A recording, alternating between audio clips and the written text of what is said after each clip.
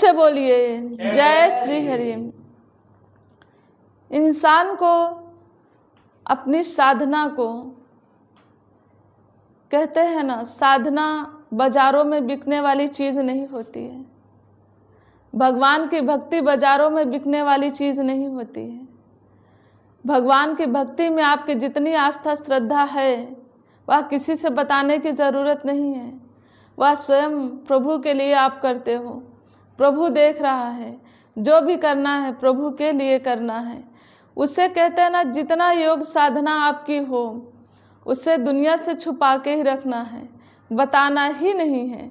और जितना भी आपके जीवन में कष्ट आ जाए, कष्ट को भी आप इसी तरह से छुपा के रखें, क्योंकि जिसके अंदर योग साधना भक्ति है उसके जीवन में तो कष्ट ही कष्ट है।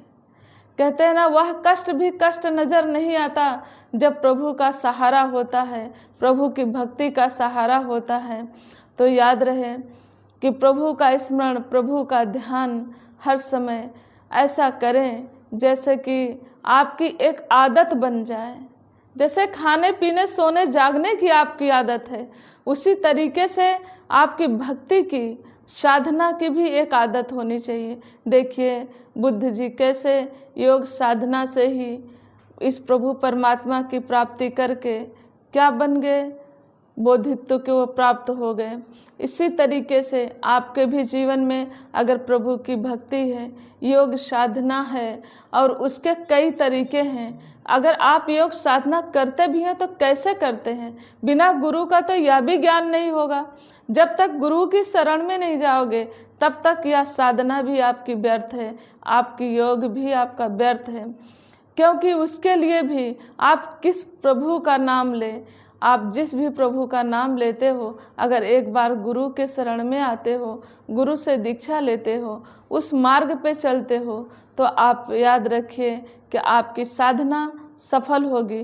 कहते ना, लोग पूरा जीवन लगा के भी नहीं प्राप्त कर पाते, उससे आप प्राप्त कर लेंगे। आप भक्ति करते रहें और भक्ति के साथ अपने जो भी भक्ति के नियम कायदे कानून हैं उसे आप छुपा के ही रखें, उससे बाजारों में ना शो करें। बाजारों में बिकने वाली चीज़ तो है नहीं, लेकिन जितनी भक्ति होगी उतना आपका मन शांत होगा, उतने ही आप शांत प्रिय होते जाएंगे, उतने ही आपको किसी चीज़ की ज़रूरत नहीं होगी, उतने दिखावे से दूर होते चले जाएंगे। दिखावा भक्ति का नाम नहीं है। दिखावा से ऊपर अगर आप भक्ति करते हो तभी वास्तव में असली भक्ति कहलाती है। कहते हैं ना कि जिसके पास पैसे होते वो दिखाते नहीं हैं, थोड़े पैसे होते हैं तो दिखावा करती। जैसे सागर में पानी होता है तो वह दिखावा नहीं करता है, लेकिन कहते ना, अगर एक नदी भर जाती है तो वह ऊपर कैसे पानी ऊपर से निकलने लग जाता है। तो इसी तरीके से नदी में उफान आ सकता, नदी में बहाव आ सकता है, लेकिन सागर समाहित कर लेता सब कुछ। इसी तरह से भक्ति का भी एक साधन है। जब आपके अंदर भक्ति की वास्तव में शक्ति होती है, वास्तव में भक्ति की लगन होती है, वास्तव में प्रभु के करीब होते हैं, तो आपको कुछ भी दिखाने की, कुछ भी करने की ज़रूरत नहीं पड़ती है।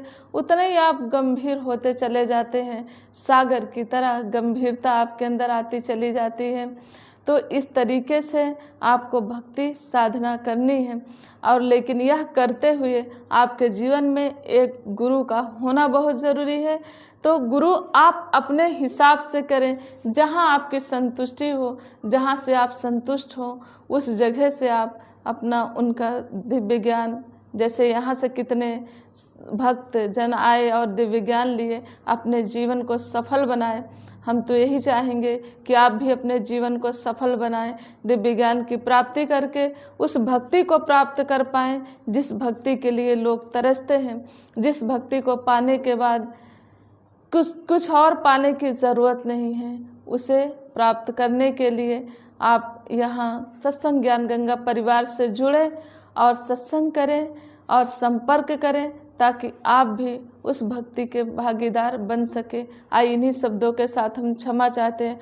प्रेम से बोलिए जय श्री हरि।